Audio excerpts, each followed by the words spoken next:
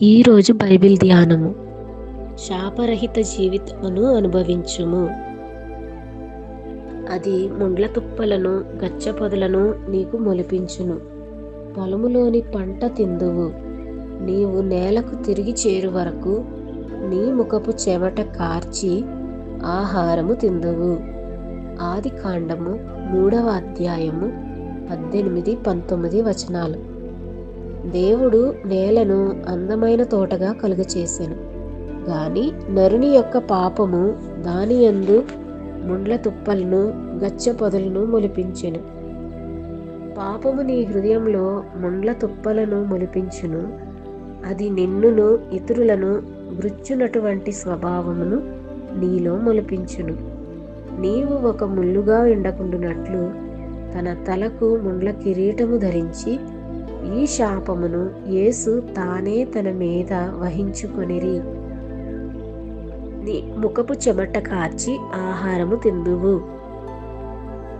ఇదే చెమటను గూర్చియు ఆహారమును గూర్చియు మొదటి పర్యాయము ప్రస్తావింపబడిన వాక్యము.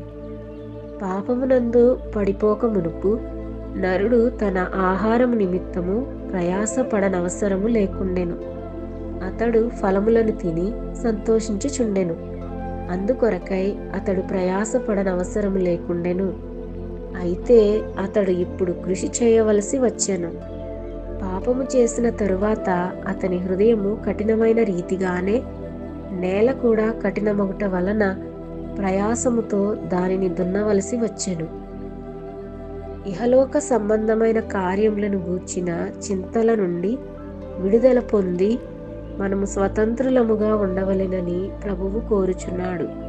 మన చింత యావత్తు ఆయన మీద వేయవలెనని ఆయన వాంఛించుచున్నారు. ఆయన మిమ్మును గూర్చి చింతించుచున్నాడు గనుక మీ చింత యావత్తు ఆయన మీద వేయుడి. 1 పేతురు 5వ అధ్యాయము 7వ వచనము. మన నిమిత్తమై ప్రభువు చింతించుచున్నారని మనకు వాగ్దానము చేసి ఉన్నారు. కాబట్టి దేవుని బిడ్డ, ఏమి తిందుమో, ఏమి త్రాగుదుమో, ఏమి ధరించుకొందుమో అని చింతింపకుడి. మత్తయి సువార్త 6వ అధ్యాయము 31వ వచనము. అన్యజనులే ప్రభువును ఎరుగని వారే వీటన్నిటి విషయమై విచారింతురు. శాపరహితమైన జీవితమును మనకు సంపాదించి ఇచ్చుటకై యేసు గొప్ప క్రయధనమును చెల్లించిరి. మనము ఈ నూతన జీవితమును సంతోషముగా అనుభవించుచున్నామా, లేక మనము ఇంకనూ ఆ శాపం క్రిందనే ఉన్నామా?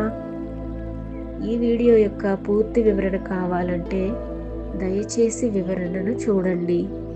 అలాగే ఛానల్ను సబ్స్క్రైబ్ చేయండి మరియు వీడియోలను క్రమంగా అనుసరించండి.